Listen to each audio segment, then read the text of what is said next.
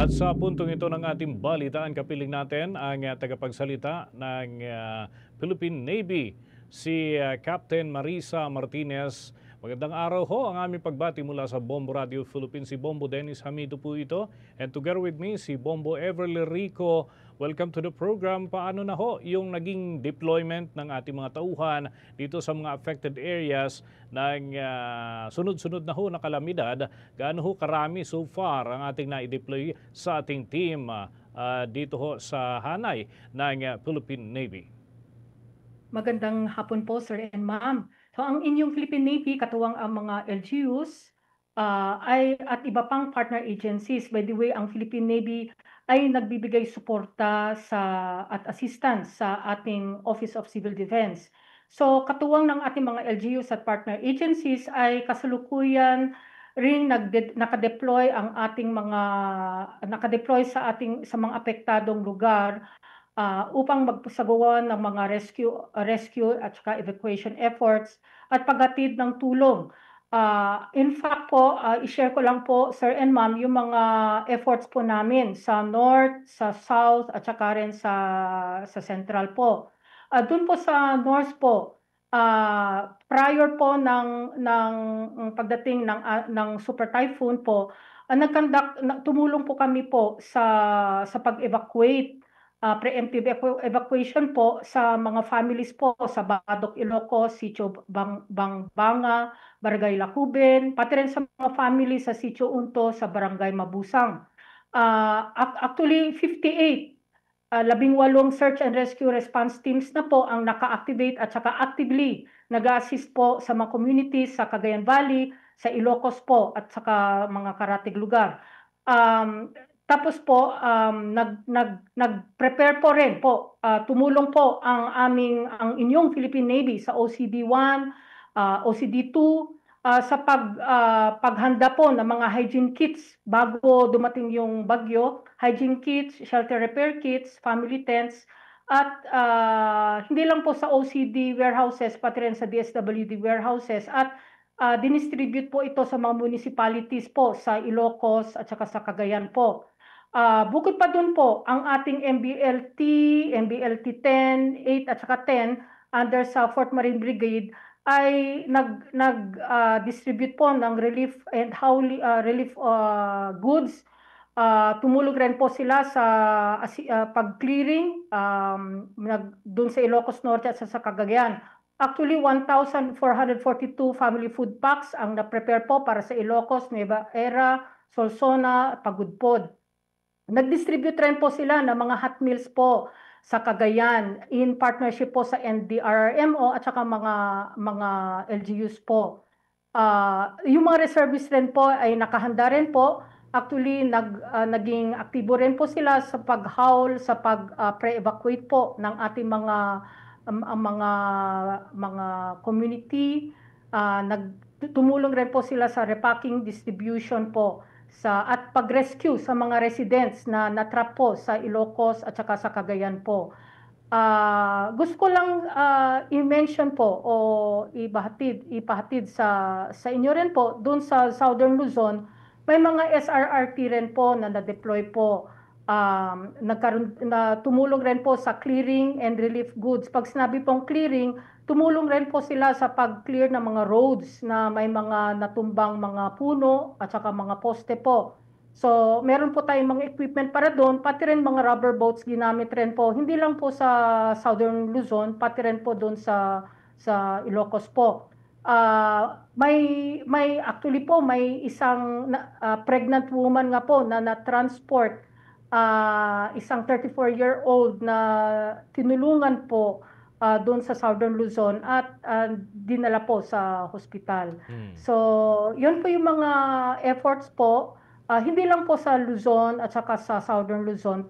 Yung mga units rin po sa Manila, sa Cavite, ay nag-conduct rin po ng mga relief operations po, ng search and rescue and retrieval operations through the directive po ng ating OCD po, Office of Civil Defense po, sir. Oo. Hanggang kailan ho yung deployment na inyo pong binabanggit at gaano karami yung naalalayan na so far ng Philippine Navy at ng Philippine Marines doon lalo na yung mga panahon po na paglikas, Captain? Sir, ang deployment ay nagpapatuloy hanggat kinakailangan. Si OCD po ang in charge po, the Office of Civil Defense, ang in charge po sa mga units ng AFP. Kami po ay tuloy-tuloy pa rin na nagbibigay ng assistance po, suporta. So upang matiyak ang kaligtasan ng mga kababayan at maihatid ang tuloy-tuloy na tulong sa mga apektadong komunidad po. So yung sa tanong niyo po kung gaano karami, teams po katulad ng sinabi ko kanina po, 58 teams, and ang mga teams na ito, it's composed of maraming personnel, equipment rin po. So yun po, sir and ma'am. Okay. Kumusta naman ho yung status ng ating mga floating assets? Wala naman ho bang kakulangan? Lalo't magkakalayo ho itong mga lugar, mga isla dito sa ating bansa, Captain? Sir, ang lahat ng kagamitan ng assets ng Philippine Navy, mga barko at saka mga eroplano ay nasa maayos na kondisyon at sapat upang suportahan ang humanitarian at disaster response operations. Kasi po nakadeploy po ito sa North, sa South, sa Northern Luzon po, under sa Northern Luzon Naval Command, sa Naval Forces Southern Luzon. Meron po tayo rin dito sa NCR, sa Cebu. So, nakahanda po sila at nagre-render po sila ng assistance po. Kasabay nito ang koordinasyon sa buong Armed Forces of the Philippines at iba pang mga partner agencies ay nakatitiyak na ang pagtugon sa mga apektadong komunidad ay mabilis, epektibo at maayos po, sir. So, alam natin po na may signal number 2 or 1 kahit nakalayo na po ang ating bagyo. Medyo naramdaman pa rin po natin ang effect po sa ating sea dahil po sa bahaging Hilaga at saka Kanluran medyo maalon pa po. So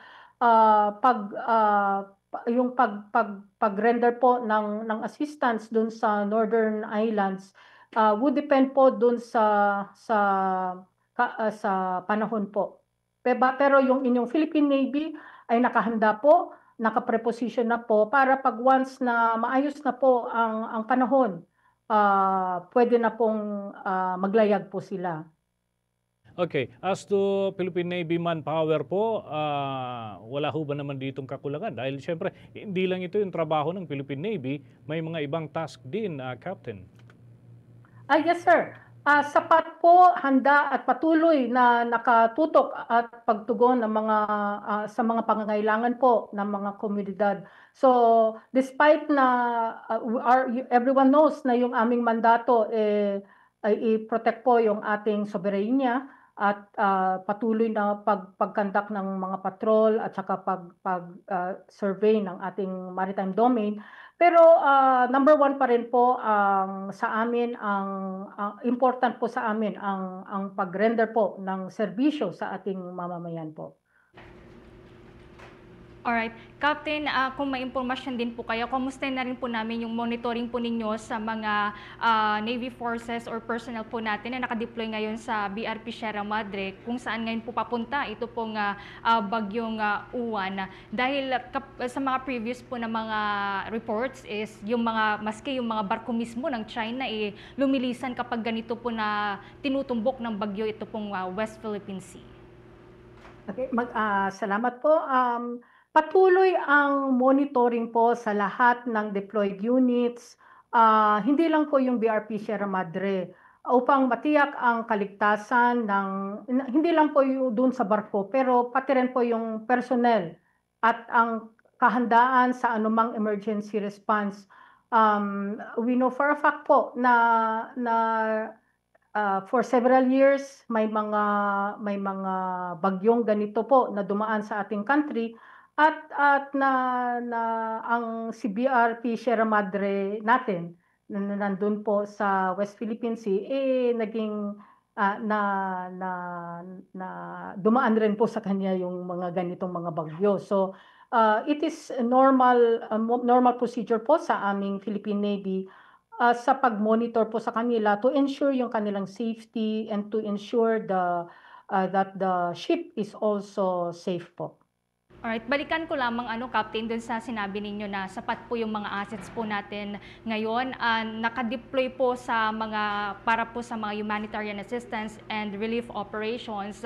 Ano-ano po yung mga nakadeploy ngayon na assets po natin, especially dun sa mga binahapong komunidad? Naabot na po ba yung mga isolated areas? Okay. Doon sa mga isolated areas, depende po, ma'am.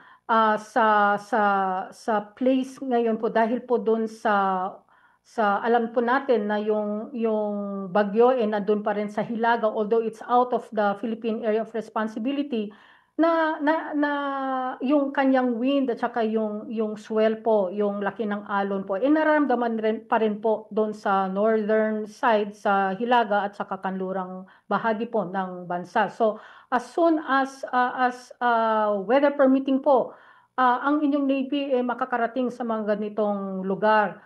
A good example nga po yung bagyo noon, yung malaking bagyo noon, nakapag-render po ng serbisyo po ang ating mga naval assets patungo doon sa mga islands po doon sa north para magbigay ng relief goods at ma-assist po yung mga komunidad na nandun po. So ang mga assets ng Philippine Navy ay angkop para sa rescue and evacuation at relief operations at aktibong ginagamit sa patuloy na inihahanda upang matugunan ang pangangailangan ng mga apektadong lugar po, Sir and Ma'am. Kabilang dito, I would just like to mention yung transport vehicle natin, transport ship, sea lift vessel na ang BRP Bacolod City. Nakarga na po sa kanya po ang mga HADR, mga relief goods at handa na po siya bumiyahe patungong Cebu. So alam natin po na doon sa Bagyong Tino, marami pong community na kailangan po ng mga nai-assist.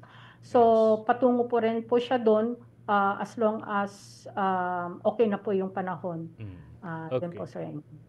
With that, maraming salamat po sa pagbibigay ng mga detalye po na ito. Mahalagang malaman din po ng ating mga kababayan yung role ng ating Philippine Navy at ng iba pa mga katuwang dito ho sa pagsasalba sa ating mga kababayan. Thank you so much po at magandang tanghali po. Opo, sir. Sir, I would just like to assure everyone that bagamat ang pangunahing mandato ng AP ay pagtanggol sa ating soberenya, hindi po natatapos doon ang aming tungkulin na tulungan ang ating mga kababayan. Salamat po, sir. Salamat po. Mga kabombo at mga ka-Star Nation, nakausap po natin si Captain Marisa Martinez, tagapagsalita ng Philippine Navy at yan ay kaugnay doon sa mga isinasagawang effort ng hanay ng ating pamahalaan, yung ating gobyerno hinggil ho dito sa mga hakbang na kanilang inaaksyonan patungkol ho sa pagtugon sa kalamidad sa ating bansa. Kuha pa tayo ng mga karagdagang report mula sa ating news team, Bombo Ever. For the most trusted source of news and information, visit our website at www.bomboradio.com. Follow us on Bombo Radio mobile app, Facebook, YouTube, TikTok, and X, formerly Twitter. Like, share, and stay connected. Anytime, anywhere.